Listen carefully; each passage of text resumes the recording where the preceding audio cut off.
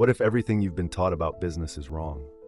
We've been told competition drives progress, that the best companies win because they fight harder, innovate faster, and battle their way to the top. But what if competition is actually a trap, a relentless war where everyone loses? Imagine a battlefield. Two armies locked in endless combat, burning through resources, bodies piling up, neither side truly winning. That's the reality for most businesses. Scrambling for market share, undercutting prices, playing a game designed to keep them small. Meanwhile, the most successful companies aren't fighting at all. They've walked off the battlefield and built a kingdom somewhere else. A monopoly. This is the core argument of Zero to One by Peter Thiel. A book so provocative it rewires how you think about startups, innovation, and the very nature of success.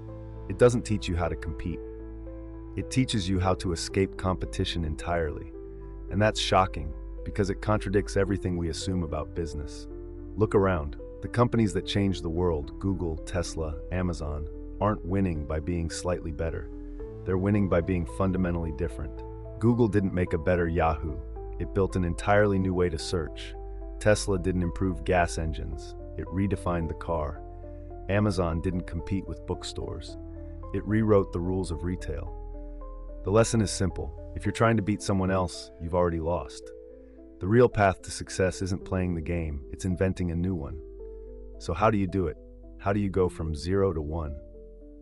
Think about the last 100 apps that launched. Another food delivery service, another crypto exchange, another social media platform promising to be the next big thing.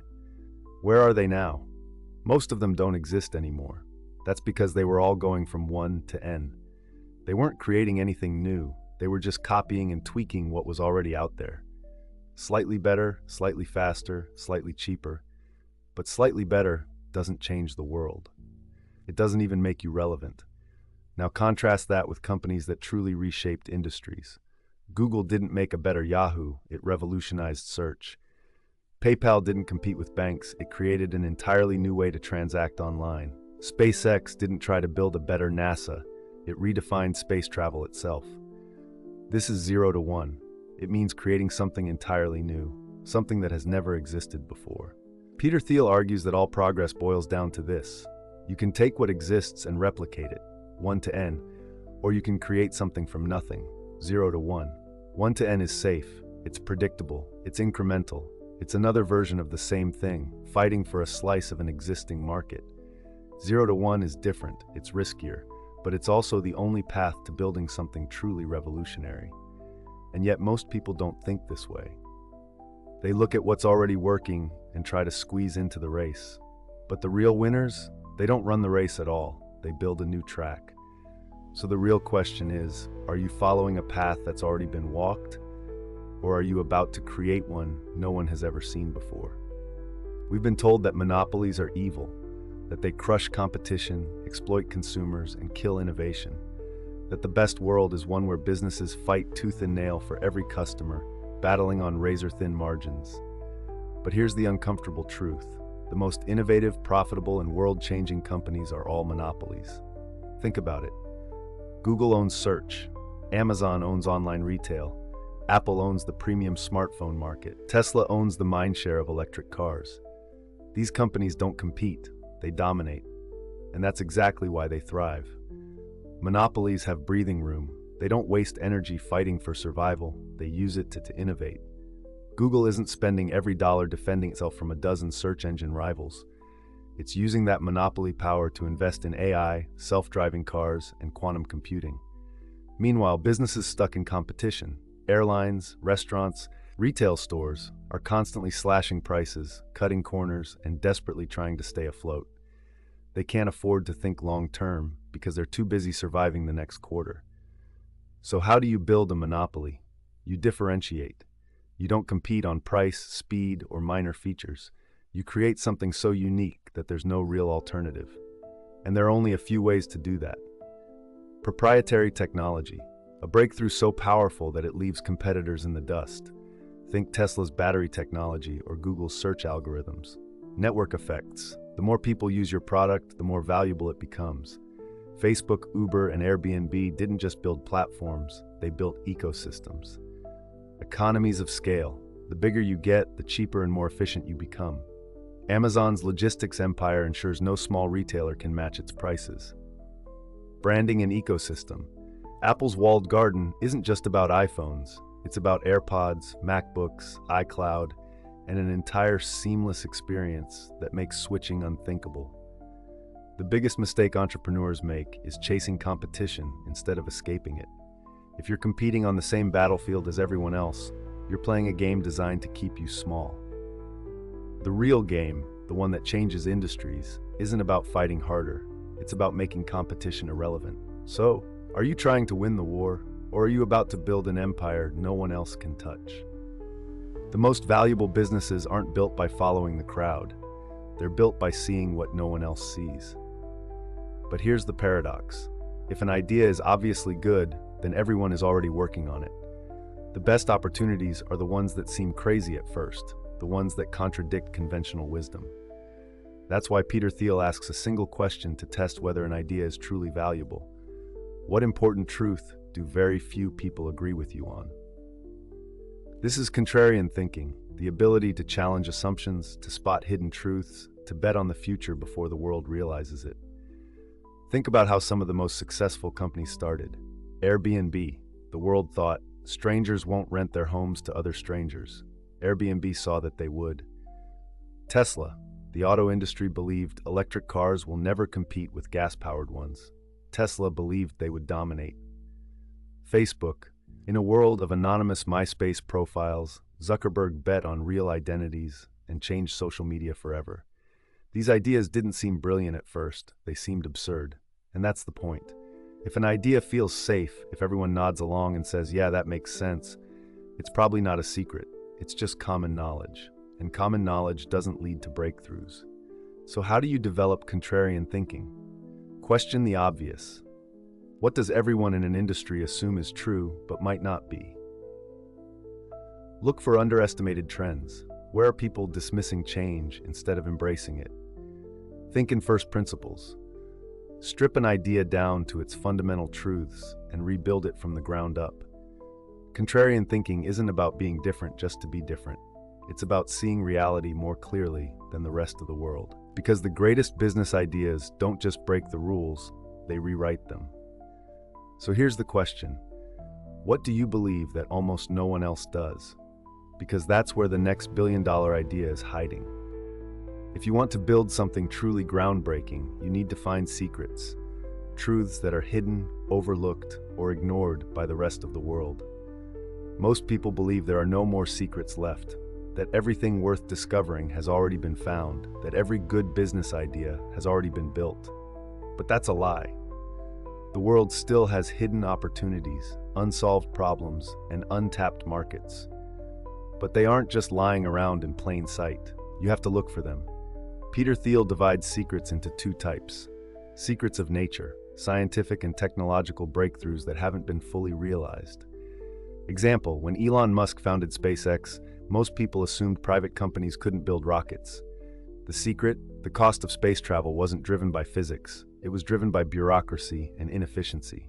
SpaceX solved that. Secrets of people, social and business insights that most people overlook.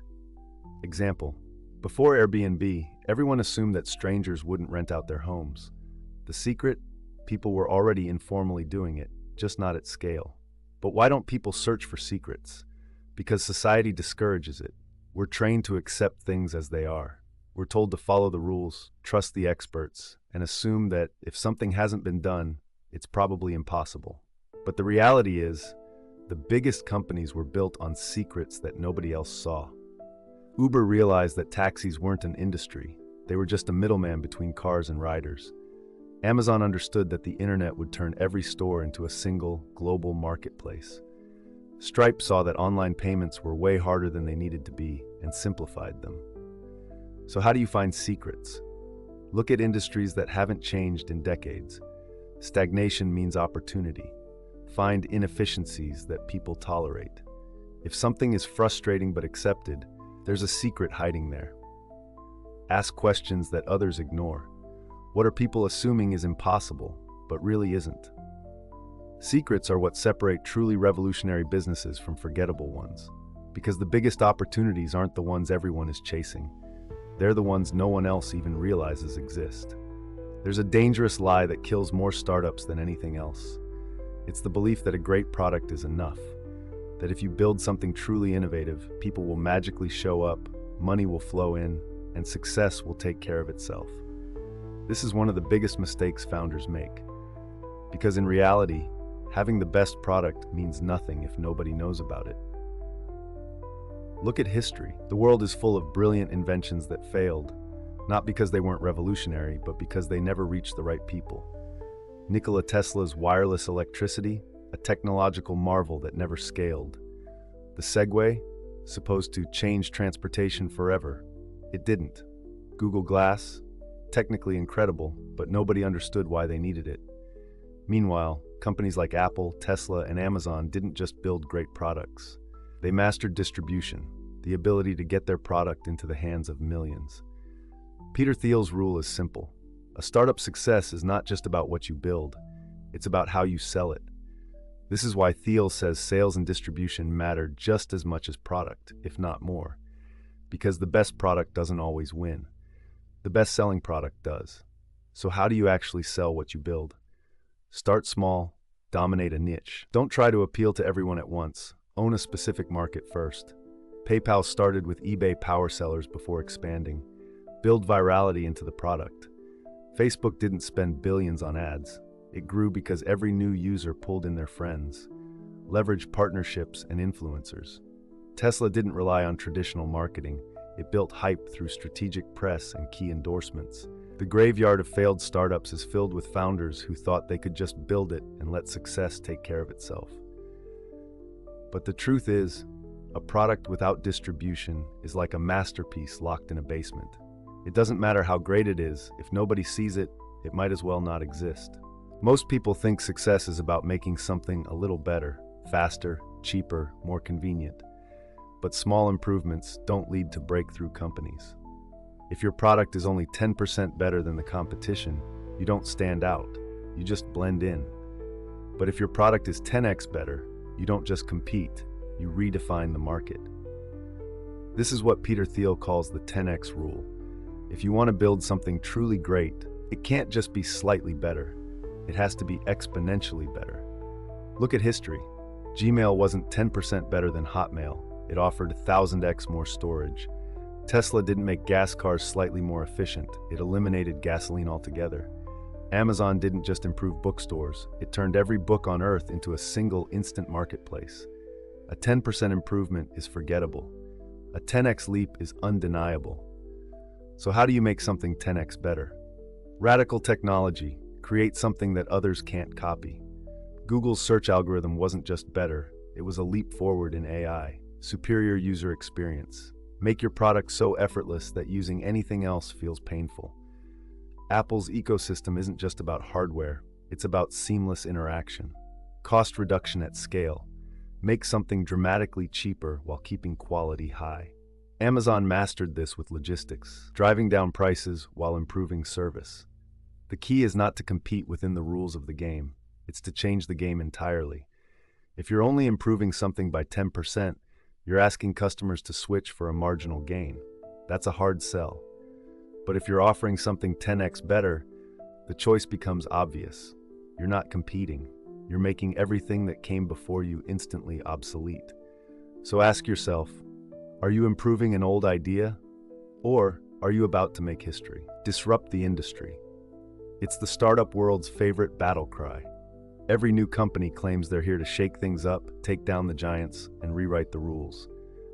But here's the irony. Real success doesn't come from disruption. It comes from escaping competition entirely. If you're disrupting an industry, that means you're fighting directly against the existing players. And when you're fighting, you're playing by someone else's rules. You're in their territory, on their battlefield, trying to take their customers. Peter Thiel argues that this is a mistake. Instead of fighting for scraps, the smartest companies don't disrupt existing markets, they create new ones. Look at how the biggest companies started. Amazon didn't take on Walmart head-to-head. It started by selling books online, an untapped market. Then it expanded. Tesla didn't try to disrupt Ford or Toyota. It targeted a tiny niche, luxury electric cars, before scaling to the mass market. Facebook didn't launch as a social network for everyone. It started with Harvard students, then expanded university by university. None of these companies entered crowded spaces and fought for survival. They built monopolies where no one else was competing. So how do you escape competition? Start with a small, uncontested market. Own a niche so completely that no one can challenge you. Create something so unique that no direct competitor exists. The first iPhone wasn't just a better phone, it was an entirely new category of device. Expand only when you've dominated your first market. PayPal started with eBay sellers, Uber started with black cars, Amazon started with books. Only once they owned their niche did they expand. The biggest mistake founders make is trying to go too big too fast, chasing mass adoption before securing their monopoly. But the companies that change the world don't disrupt the market, they build the future. So ask yourself, are you entering a crowded battlefield, or are you about to carve out a space where no one else even knows the game has started? Most companies die because they're trapped in the present. They chase short-term trends, focus on quarterly profits, and react to the competition instead of shaping the future. They think like sprinters, but business isn't a sprint, it's a marathon. The companies that survive, the ones that truly change the world, think in decades, not months. Look at the biggest success stories. Amazon didn't make a profit for years. Jeff Bezos ignored short-term profits because he was building a global infrastructure that would dominate retail for the next century. Tesla wasn't about selling cars in the short term. Elon Musk built a movement, a long-term vision of a world powered by sustainable energy. Google invests billions into projects that won't pay off for years. AI, quantum computing, self-driving cars. This isn't about next quarter's earnings. It's about owning the future. And yet, most companies get caught in the trap of short-term thinking. They copy trends instead of setting them. They focus on quick wins instead of lasting impact. They optimize for short-term revenue instead of long-term dominance. Peter Thiel calls this definite optimism, the idea that the best founders have a clear long-term vision and a plan to get there. So how do you build something that lasts? Ignore short-term hype. If everyone is chasing it today, it won't matter tomorrow. Design your company for the next decade, not the next year. What problem will still exist in 10 years that no one is solving? Think like a monopoly, not a startup. Don't just focus on survival. Focus on creating something so valuable that it has to exist in the future. Short-term businesses disappear. Long-term businesses change the world. So the question is, are you building for today, or are you designing the future?